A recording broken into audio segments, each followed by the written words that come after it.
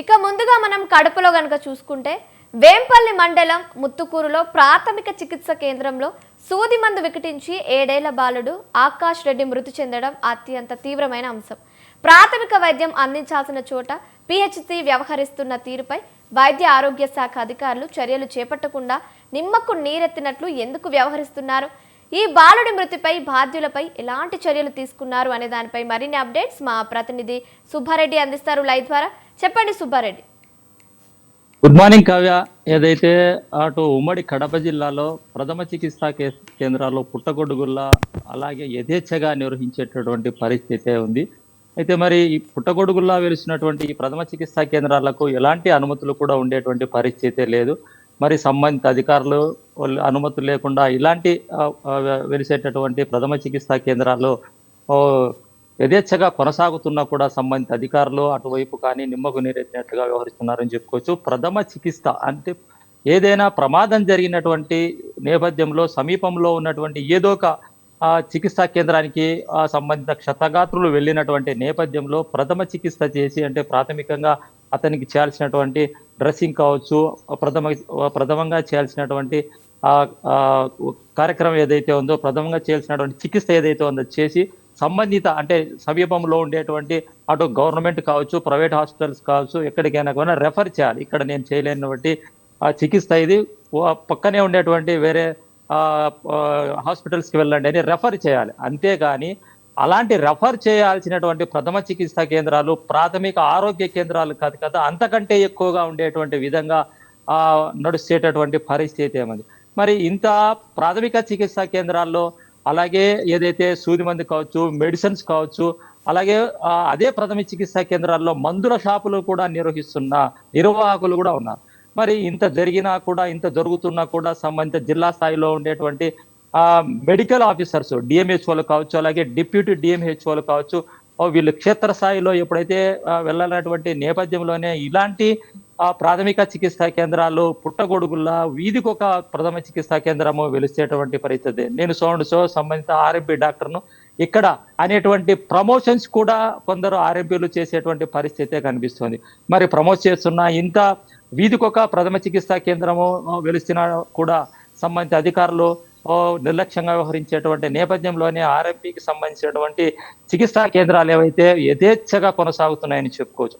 మరి ఎలాంటి అనుమతులు లేనటువంటి ఇలాంటి ప్రథమ చికిత్సా కేంద్రాలకు వైద్యానికి వెళ్ళినటువంటి వ్యక్తులకు కూడా సూది మంది ఇవ్వడము, సెలైన్స్ పెట్టడము, అలాగే అలాంటి ప్రథమ చికిత్సా కేంద్రాల్లో ప్రాథమిక ఆరోగ్య కేంద్రాల కంటే ఎక్కువగా స్పెషాలిటీస్ ఉండేటువంటి విధంగా మంచాలు కూడా ఏర్పాటు చేయడం జరిగింది.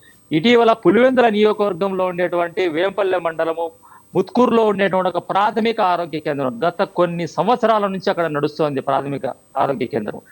అయితే ఈ ప్రథమ చికిత్సా కేంద్రానికి సంబంధించి అన్ని ఏళ్ళ నుంచి నడుస్తున్నా మరి అధికారులు కనిపించడం లేదో, మరి అధికారులు వాళ్ళతో లాలుచి పడినాడో అది సంబంధిత అధికారులు చెప్పాల్సినటువంటి అవసరం ఉంది. ఒక 4 రోజుల క్రితము ఇదే వేముల మండలానికి చెందినటువంటి నారేపల్లె గ్రామానికి చెందినటువంటి ఆకాష్ అనేటువంటి 7 సంవత్సరాల బాలునికి జలుబు వచ్చిందనేటువంటి నేపథ్యంలోనే తండ్రి ప్రథమ చికిత్సా కేంద్రానికి వెళ్ళినటువంటి నేపథ్యంలో సూది మందు ఇవ్వడంతో అది వికటించి బాలుడు మృతి చెందినటువంటి ఘటన చోటు చేసుకుంది. మరి ఈ ఘటన జరిగిందనేటువంటి అది అటు జిల్లా అధికారులకు కావచ్చు, లేకపోతే నియోజకవర్గంలో ఉండేటువంటి డిప్యూటీ డిఎంహెచ్ఓలు కావచ్చు, వీళ్ళందరికీ తెలిసినా కూడా ఎందుకు నిర్లక్ష్యంగా వ్యవహరిస్తున్నారు అనేటువంటి ఒక ప్రశ్న కూడా ఇక్కడ తలెత్తుతుంది. మరి ఆ బాలుడు చనిపోయినాడని తెలిసినప్పుడు కూడా ప్రథమ చికిత్సా కేంద్రాల పైన దాడులు చేయడం కానీ, ప్రథమ చికిత్సా కేంద్రాల యొక్క పైన చర్యలు తీసుకోవడంలో కానీ, క్షేత్రస్థాయిలో ఎక్కడెక్కడ ప్రథమ చికిత్సా కేంద్రాలని వాటిని ఏ విధంగా నిర్వహిస్తున్నారు అనేటువంటి అటువైపు తొంగి చూసినటువంటి దాఖలాలు కూడా లేవు గత 4 రోజుల నుంచి. మరి బాలునికి సంబంధించినటువంటి ఘటన జరిగినా కూడా కనీస మానవత్వంతో కూడా వాటిపైన చర్యలు తీసుకోవడం లేదు. మరి సంబంధిత ప్రథమ చికిత్సా కేంద్రం అప్పటికే ఆ రోజే జరిగినటువంటి ఇన్సిడెంట్ గుర్తించినటువంటి సంబంధిత ప్రథమ చికిత్సా కేంద్ర నిర్వాహకుడు అక్కడి నుంచి లాక్ చేసి వెళ్ళిపోయినటువంటి పరిస్థితి ఉంది. మరి ఈ ఘటన జరిగినాకైనా కూడా కనీస మానవత్వంతో అయినా కూడా, లేదా అధికారులు వాళ్ళ యొక్క అధికారానికి సంబంధించి బాధ్యతలు కూడా నిర్వర్తించినటువంటి నేపథ్యంలో సంబంధిత జిల్లా వైద్యాధికారులు ఉన్నారంటే వైద్య శాఖ నిర్లక్ష్యమా, లేకపోతే ఉన్నతాధికారుల పర్యవేక్షణ లేక ఇక్కడ లోపాలు జరుగుతున్నాయా, లేకపోతే జిల్లా స్థాయిలో ఉండే డిఎంహెచ్ఓ చేసే నిర్లక్ష్యం వల్లనే ఈ వ్యవహారం నడుస్తున్నాయి అనేటువంటిది సంబంధిత అధికారులు చెప్పాల్సినటువంటి అవసరం ఎంతైనా ఉంది. దాన్ని ప్రశ్నించేటువంటి ప్రజలకు కూడా జవాబు చెప్పేటువంటి పరిస్థితి కూడా అక్కడ కనబడలేదు. మరి ఇంత ప్రథమ చికిత్సా కేంద్రాలు పుట్టగొడుగుల వందల సంఖ్యలో, వేల సంఖ్యలో నిర్వహిస్తున్నారు. అందులో మళ్ళీ మెడిసిన్స్ ఇవ్వడంతో పాటు ఏదైతే ప్రాథమిక ఆరోగ్య కేంద్రం కంటే ఎక్కువగా ఉండేటువంటి ఫెసిలిటీస్ కల్పిస్తున్నారు. మరి కళ్ళకు కనిపెడుతున్నాయి. ఏదైతే క్షేత్రస్థాయిలో వెళ్ళకపోయినా కూడా సంబంధిత ఏఎన్ఎంలైనా కూడా తెలిసినటువంటి నేపథ్యంలో సంబంధిత ఉన్నతాధికారులకు సమాచారం చేరవేసినటువంటి దాఖలాలు కూడా ఉన్నాయి. మరి ఎందుకు ఈ జిల్లా స్థాయిలో ఉండేటువంటి వైద్య శాఖ అధికారులు ఆఫీసులకే పరిమితం అవుతున్నారు? క్షేత్రస్థాయిలో వెళ్ళినప్పుడు ఇలాంటి ఇన్సిడెంట్లు ఎవడన్నా ఫిర్యాదు చేసినటువంటి నేపథ్యంలోనే సంబంధించి ప్రాథమిక ప్రథమ చికిత్సా కేంద్రానికి వెళ్తున్నారు. మరి ఫిర్యాదు చేసినప్పుడే వెళ్ళడం ఏంటి? వాళ్ళకు బాధ్యత లేదా? ప్రథమ చికిత్సా కేంద్రాలు నిర్వహిస్తున్నారనేటువంటి అనధికారికంగా నిర్వహిస్తున్నా ఏదైనా జరిగితే దానికి బాధ్యత ఎవరు వహించాలి? సంబంధిత డిఎంహెచ్ఓనా, డిప్యూటీ డిఎంహెచ్ఓనా, సంబంధిత ఆ ప్రాంతంలో ఉండేటువంటి ఏఎన్ఎంలా, ప్రాంతంలో ఉండేటువంటి ప్రభుత్వ డాక్టర్ల?